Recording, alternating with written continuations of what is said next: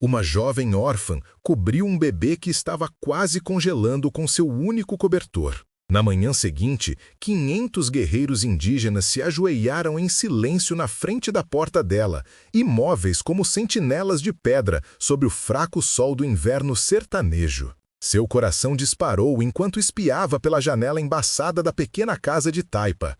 500 rostos pintados, endurecidos pela guerra e pelo tempo, todos curvados em reverência solene. Os cavalos dos guerreiros batiam nervosamente os cascos no chão endurecido pela geada, vapor saindo de suas narinas, enquanto as lanças e arcos brilhavam friamente sob a luz da manhã.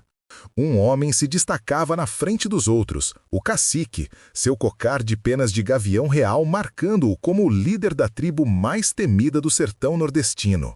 Em seus braços, ele segurava algo envolvido em peles cerimoniais, decoradas com símbolos ancestrais. Os dedos da jovem órfã tremiam contra a moldura da porta toscamente talhada, enquanto ela percebia o que a aguardava lá fora. Se você encontrasse um exército de guerreiros na sua porta, você se esconderia apavorado ou enfrentaria a situação com coragem? Porque o que aconteceu em seguida se tornaria uma lenda sussurrada ao redor das fogueiras por gerações. 2 dias antes, o inverno havia chegado cedo e sem misericórdia ao alto sertão de Pernambuco.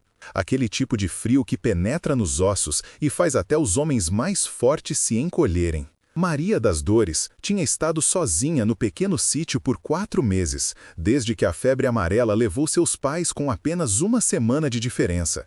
Aos 17 anos, era orgulhosa demais para abandonar o pequeno pedaço de terra que eles tinham trabalhado tão duro para conquistar. Teimosa demais para admitir que não poderia sobreviver ao inverno sozinha. Na maioria dos dias, só conversava com as galinhas que se amontoavam no poleiro e com o velho cão caçador de seu pai que montava guarda ao lado da porta. Aprendeu a rachar lenha até que suas mãos ficassem cheias de bolhas, a caçar pequenos animais com a espingarda do pai e a economizar cada punhado de farinha como se fosse ouro em pó. O povoado mais próximo, Serra Talhada, ficava a 5 léguas de distância. E os vizinhos, a família Santana, tinham arrancado suas estacas quando chegou a primeira geada, indo para o litoral ficar com parentes até a seca passar. Maria estava verdadeiramente sozinha num sertão vasto que não perdoava erros. Naquela tarde, quando a escuridão caiu cedo e o vento uivava através dos mandacarus e juremas que rodeavam sua casa, Maria colocou mais lenha no fogo e se enrolou no xale de sua mãe. O único cobertor que possuía, uma colcha de retalhos que sua mãe havia costurado amorosamente, estava firmemente enrolado em seus ombros, enquanto ela lia à luz da lamparina de seu único livro, uma Bíblia gasta que tinha sido o orgulho de sua mãe. Se histórias de coragem como esta tocam sua alma, considere se inscrever para não perder o próximo relato de bravura sertaneja. O som veio justo quando ela estava apagando a lamparina para a noite, um choro fraco trazido pelo vento, tão suave que pensou que poderia ter imaginado. Mas então veio novamente, inconfundível mesmo acima do uivo do vento, o choro de um bebê. Maria ficou paralisada, seu coração batendo contra as costelas. Não havia famílias com bebês por quilômetros. O cachorro já estava de pé, com as orelhas erguidas, um rosnado baixo reverberando em seu peito. Maria pegou a espingarda de seu pai e se aproximou da porta cautelosamente. O choro veio novamente, mais fraco desta vez. Qualquer coisa, quem quer que fosse, não sobreviveria à noite neste frio. Ela abriu a porta de supetão, espingarda erguida, para não encontrar nada além de escuridão e o vento cortante. O cachorro passou pelas suas pernas, com o focinho no chão, e trotou decididamente em direção a um monte de folhas secas ao lado da pilha de lenha. Ali, parcialmente coberto pelas folhas, estava um pequeno embrulho, envolto em um pano fino, coberto de orvalho congelado. As mãos de Maria tremeram quando ela abaixou a espingarda e ajoelhou-se ao lado do embrulho. Afastando as folhas, descobriu um rostinho, lábios azulados e olhos fechados. Um bebê indígena, com não mais de alguns meses de idade, abandonado ou perdido no frio cortante. Sem hesitar, Maria pegou o bebê nos braços e correu de volta para dentro, fechando a porta com um chute. O bebê estava gelado e mal respirava, os dedinhos das mãos e dos pés mostrando os primeiros sinais de congelamento. Maria trabalhou rapidamente, tirando as embalagens congeladas e aninhando a criança junto ao seu próprio corpo para aquecê-la. Ela aqueceu água, molhou panos nela e aqueceu suavemente as extremidades do bebê como seu pai havia ensinado a fazer para casos de hipotermia. Durante toda a noite, ela trabalhou, alimentando o bebê com gotas de leite de cabra morno com os dedos, rezando para que não fosse tarde demais. Ao amanhecer, a cor do bebê havia melhorado e os dedinhos se agarravam fracamente ao polegar de Maria. Com a primeira luz se infiltrando pela janela, Maria percebeu que tinha dado seu único cobertor para embrulhar a criança. Ela mesma tinha ficado acordada toda a noite ao lado do fogo, tremendo, mas determinada. O bebê abriu os olhos, escuros, solenes, que pareciam impossivelmente sábios. E Maria sentiu algo mudar em seu peito, uma ferocidade que ela não sabia que possuía. "Não se preocupe", sussurrou, tocando a bochecha do bebê. "Não vou deixar nada acontecer com você." Mas sua promessa logo seria testada de maneiras que ela jamais poderia imaginar. A manhã seguinte trouxe céu limpo e frio cortante. Maria tinha acabado de alimentar o bebê quando ouviu o som de cavalos se aproximando. Muitos cavalos. Seu primeiro pensamento foi sobre os indígenas Chucuru e o medo apertou sua garganta. As relações com as tribos locais tinham sido tensas desde que os colonos começaram a invadir suas terras tradicionais. Seu pai sempre tinha sido respeitoso, negociando de forma justa e mantendo-se dentro dos limites que haviam estabelecido, mas nem todos os colonos eram tão honrados. Ela espiou pela janela embaçada e viu um pequeno grupo de 5 guerreiros a cavalo, aproximando-se lenta e deliberadamente. Eles usavam as marcas distintivas da tribo Chucuru, temidos guerreiros do sertão nordestino. As mãos de Maria tremeram enquanto colocava o bebê em um berço improvisado feito de uma gaveta e pegava sua espingarda. Ela só tinha 1 dúzia de balas. Não seria suficiente. Os guerreiros pararam a uma distância respeitosa da casa. Um desmontou e se aproximou, mãos visíveis, sem armas desembaiadas. Maria abriu uma fresta da porta, o cano da espingarda apontando pela abertura. "Pode parar aí mesmo", gritou, sua voz mais firme do que se sentia. O guerreiro parou, estudou-a por um longo momento, depois falou em português hesitante. "Viemos buscar a criança." O aperto de Maria se apertou na espingarda. "Que criança?" A expressão do guerreiro escureceu. "Filho do nosso povo, deixado aqui. Seguimos rastros pela terra." A mente de Maria correu. Ela poderia negar ter encontrado o bebê, mas os rastros na terra endurecidas denunciariam sua mentira. Poderia se recusar a entregar a criança, mas que chance teria contra 5 guerreiros? E ainda assim, entregar o bebê a esses homens de rosto severo parecia errado de maneiras que ela não conseguia explicar. O bebê estava quase morto quando o encontrei. Congelado nas folhas secas, cuidei dele a noite toda. Os olhos do guerreiro se estreitaram, examinando além dela para dentro da casa. "Mostre", exigiu. "Você contaria a eles sobre a criança, sabendo que poderiam levá-la embora? Ou mentiria para proteger uma vida inocente que foi confiada a você? Porque a decisão de Maria colocaria em movimentos além de qualquer coisa que ela pudesse imaginar." Maria hesitou, então abriu mais a porta, permitindo que o guerreiro visse dentro, onde o bebê agora dormia pacificamente enrolado em sua colcha de retalhos. Algo passou pelo rosto do homem, surpresa talvez, ou respeito. Ele se virou e falou rapidamente com seus companheiros em sua língua nativa. Seguiu-se uma discussão acalorada, com muitos gestos em direção a Maria e à casa. Finalmente, o guerreiro voltou-se para ela. "Você salvou o filho de Jaci", disse. "Jaci morreu no parto. Seu marido, nosso subchefe, morreu em acidente de caça há 3 dias. Criança foi deixada aqui pela avó que não podia cuidar. Criança de sangue importante." Ele fez uma pausa estudando Maria intensamente. "Você tem medicina forte para salvar criança em frio tão grande." "Não sou curandeira", protestou Maria. "Apenas fiz o que qualquer pessoa faria." O guerreiro balançou a cabeça. "Não qualquer pessoa. Muitos deixariam criança do inimigo morrer." Ele se virou novamente, falou com seus companheiros, depois encarou Maria mais uma vez. "Vamos agora contar ao nosso cacique o que encontramos aqui." "Vocês não vão levar o bebê?" perguntou Maria, confusa.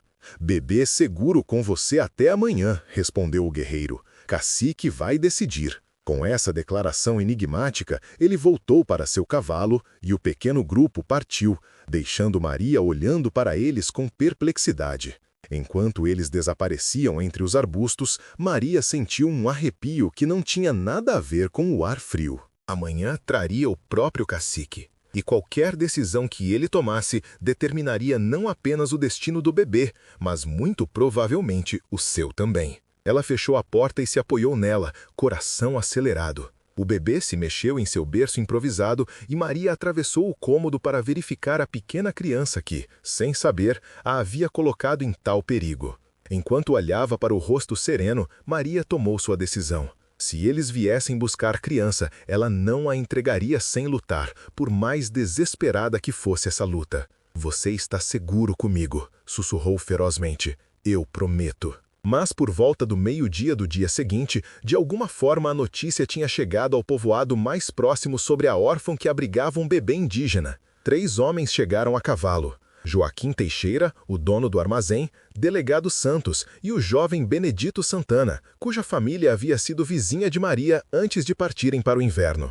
"Maria, menina, você tá aí?" chamou Teixeira, batendo na porta. "Abre! Precisamos conversar com você." Maria abriu uma fresta da porta, mantendo a espingarda fora de vista. "Seu Teixeira? Delegado, o que traz vocês até aqui?" O delegado Santos deu um passo à frente, sua expressão séria sobre o bigode grisalho. "Tô sabendo que você tem um curumim índio aí dentro, Maria. É verdade isso?" "Encontrei um bebê abandonado nas folhas secas", respondeu Maria cuidadosamente. Teixeira cuspiu no chão. "É um bebê bugre, não é? Você sabe o que isso significa. Eles vão vir buscar, e quando vierem, vão tocar fogo na sua casa e arrancar seu couro cabeludo para completar." "Eles já estiveram aqui", disse Maria calmamente. 5 guerreiros vieram esta manhã. Voltam amanhã com o cacique deles. Os homens trocaram olhares alarmados. "Virgem Santa", murmurou o delegado. "Menina, você precisa nos dar esse bebê agora mesmo." "Vamos levá-lo de volta para o povoado, decidir o que fazer com ele." "E o que vocês vão fazer com ele, delegado?" perguntou Maria, sua voz ganhando força. "Deixá-lo no orfanato onde ninguém vai acolher uma criança indígena? Ou talvez apenas deixá-lo de volta no mato e dizer a si mesmos que foi a vontade de Deus?" Benedito Santana, que havia permanecido em silêncio até agora, deu um passo à frente. "Maria, por favor, meus pais gostam muito de você. Eles ficariam com o coração partido se alguma coisa acontecesse com você por causa de um bebê índio."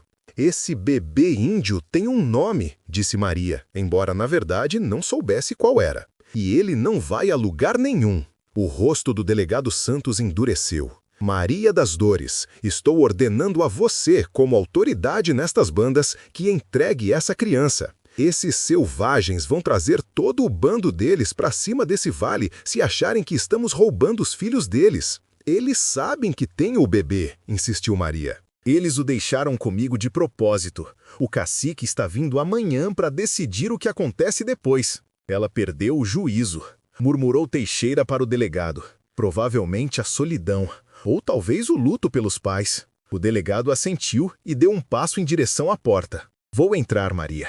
Não torne isso mais difícil do que precisa ser." Maria levantou a espingarda, apontando-a diretamente para o peito do delegado. "Não dê mais um passo", disse, sua voz tremendo ligeiramente. "Este bebê está sobre minha proteção até que o cacique chegue amanhã. Então, todos nós vamos saber o que fazer. Se seus vizinhos exigissem que você entregasse uma criança inocente, você manteria sua posição mesmo que isso significasse tornar-se uma pária? Ou cederia para evitar conflitos? Porque o desafio de Maria logo ecoaria por todo o sertão." O impasse durou vários momentos tensos antes que o delegado recuasse, com as mãos levemente erguidas. "Você está cometendo um erro terrível, menina." Que talvez você não viva para se arrepender." "Talvez", respondeu Maria, "mas é meu erro para cometer." Depois que os homens partiram, prometendo voltar com reforços, Maria trancou a porta com a trava de madeira e verificou o bebê, que dormia pacificamente durante o confronto. A noite caiu cedo, trazendo consigo um sereno gelado que cobriu o mundo em silêncio. Maria manteve vigia pela janela, espingarda no colo, assustando-se com cada estalo da madeira e uivo de raposas distantes. Ela deve ter cochilado eventualmente, porque a próxima coisa que soube foi que o amanhecer estava raiado e o cachorro estava rosnando baixo ao lado da porta. Maria pulou para seus pés e correu para a janela. O que viu fez seu sangue gelar. Centenas de guerreiros a cavalo, alinhados em formação perfeita na borda da clareira. Seus rostos estavam pintados para a guerra, penas e contas adornando seus longos cabelos negros, arcos e lanças prontos. À frente deles estava uma figura alta em um magnífico cavalo malhado, seu cocar de penas de gavião marcando-o como cacique. Por um momento, ninguém se moveu. Os guerreiros, o cacique, a própria Maria, todos congelados nesse terrível quadro. Então, como um só, os guerreiros desmontaram. O cacique caminhou à frente sozinho, carregando algo em seus braços envolto em peles cerimoniais. A mão de Maria tremeu na tranca da porta. Não havia para onde correr, nenhuma esperança de lutar. O que acontecesse a seguir seria seu destino, e o do bebê. Com um suspiro profundo, ela abriu a porta e saiu para a varanda, desarmada, com o queixo erguido em desafio ao seu medo. O cacique se aproximou até ficar ao pé dos degraus da varanda. De perto, Maria pôde ver que ele era mais velho do que tinha pensado inicialmente, seu rosto marcado com sabedoria e dificuldades. Ele a olhou solenemente por um longo momento. Então falou em português perfeito que a surpreendeu. Eu sou o cacique Irajá dos Chucuro. Você salvou o filho do meu filho, que deveria liderar nosso povo depois de mim. Tanto ele quanto sua esposa foram levados pelo grande espírito, deixando esta criança sozinha no mundo. Ele fez uma pausa, seus olhos escuros nunca deixando o rosto de Maria. Minha mãe, em sua dor e idade avançada, acreditou que não poderia cuidar da criança. Ela o trouxe aqui, acreditando que os brancos o levariam para seu lugar de órfãos. Maria engoliu em seco. Eu o encontrei quase congelado nas folhas secas. Não podia deixá-lo morrer. O cacique assentiu lentamente. Meus batedores me contam que você defendeu nossa criança contra seu próprio povo ontem. Que você arriscou tornar-se uma pária entre os seus pelo bem de um bebê selvagem. Ele falou a palavra selvagem com uma ponta de amargura. Ele é apenas um bebê, disse Maria simplesmente. Não importa de quem ele seja. Algo cintilou nos olhos do cacique. Aprovação, talvez, ou respeito.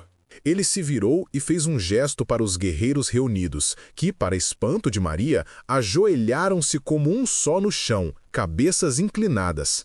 A visão era ao mesmo tempo aterrorizante e inspiradora. 500 dos guerreiros mais ferozes do sertão ajoelhados diante de uma órfã de 17 anos. O cacique voltou-se para Maria e segurou o pacote em seus braços. Isto pertencia à mãe do meu filho, que era uma grande pajé entre nosso povo. Dentro está sua bolsa de ervas, seu conhecimento escrito em peles e símbolos da proteção de nossa tribo.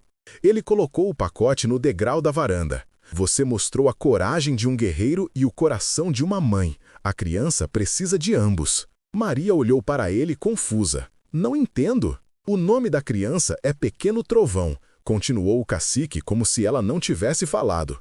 Ele será a ponte entre nossos povos quando crescer, se for ensinado a honrar ambos os caminhos. Minha mãe estava errada ao deixá-lo, mas talvez o grande espírito tenha guiado suas mãos. Talvez você estivesse destinada a encontrá-lo. A compreensão surgiu lentamente em Maria. Você quer que eu o crie? O cacique Irajá assentiu solenemente. Com nossa orientação, você nunca precisará de comida ou proteção. Quando o menino for grande o suficiente, ele aprenderá nossos caminhos assim como os seus. Ele pertencerá a ambos os mundos. Lágrimas surgiram nos olhos de Maria. Sou apenas uma menina, não sei como criar uma criança. Você o salvou quando outros o teriam deixado morrer. Você o defendeu quando os seus o teriam levado embora. Isso é suficiente para começar. O cacique gesticulou para os guerreiros ajoelhados. Meu povo a honra hoje. A partir deste dia, você está sob nossa proteção. Nenhum mal virá a você ou ao menino enquanto eu respirar. Como que para enfatizar suas palavras, um grupo de mulheres emergiu dentre os guerreiros, carregando cestos de comida, peles e mantimentos. Elas se aproximaram da varanda e deixaram suas oferendas aos pés de Maria, cada uma acenando respeitosamente antes de se retirar. Pequeno trovão unirá nossos povos um dia, disse o cacique com calma certeza, se você aceitar esta tarefa. Maria pensou em sua existência solitária, no bebê que já havia conquistado um pedaço de seu coração, na extraordinária reviravolta que sua vida havia tomado em apenas 2 dias. Ela endireitou os ombros e encontrou o olhar do cacique diretamente. Eu aceito, disse firmemente. O cacique Irajá assentiu uma vez, satisfação em seus olhos. Ele levantou a mão em um sinal e os guerreiros se levantaram como um só. Voltaremos quando a lua estiver cheia para começar a ensiná-la sobre nossos caminhos. O menino deve conhecer ambas as trilhas. Com isso, ele se virou e caminhou de volta para seu cavalo, os guerreiros montando em perfeita sincronia atrás dele. Enquanto Maria os observava partir, o bebê, pequeno trovão, começou a chorar dentro da casa. Ela correu para dentro, tirou-o de seu berço improvisado e o segurou junto ao peito. Pela janela, ela podia ver um pequeno grupo de guerreiros permanecendo para trás, montando acampamento na borda de sua clareira. Guardas, percebeu, para protegê-la e ao menino. Bem, pequeno trovão, sussurrou para o bebê. Parece que somos família agora, e uma família bem incomum. Anos mais tarde, quando Maria das Dores era uma senhora idosa com prata nos cabelos, ela se sentaria naquela mesma varanda e assistiria seu filho adotivo, agora um respeitado líder tanto entre os chucuru quanto entre os colonos brancos, negociar um acordo de paz que pouparia inúmeras vidas em ambos os lados. O dia em que uma jovem órfã assustada cobriu um bebê que estava congelando com seu único cobertor realmente mudou o curso da história para todo o sertão. E sempre que os jovens perguntavam como ela havia encontrado coragem para enfrentar um exército de guerreiros, ela sorria e contava a verdade mais importante que havia aprendido. Coragem não é a ausência de medo, mas a decisão de que algo mais é mais importante. Você teria coragem de defender sozinho o que é certo, mesmo enfrentando probabilidades impossíveis? Inscreva-se para mais histórias poderosas de coragem sertaneja e clique no vídeo na sua tela para ouvir o relato de um cangaceiro solitário que enfrentou 50 homens armados com nada além de uma arma descarregada e uma promessa inquebrável.